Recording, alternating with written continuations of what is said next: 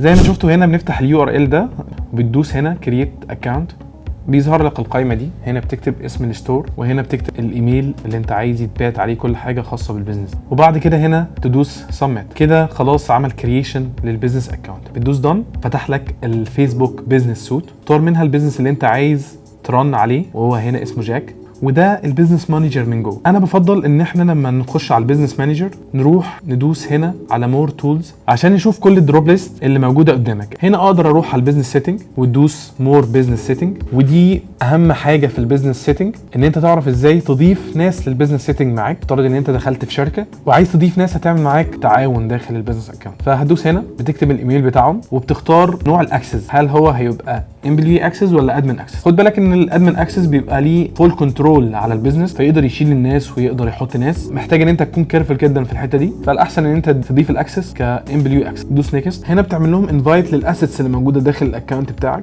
هنا طبعا مفيش بيجز لسه محطوطه في البيزنس اكونت ده، فما فيش حاجه نضيفها.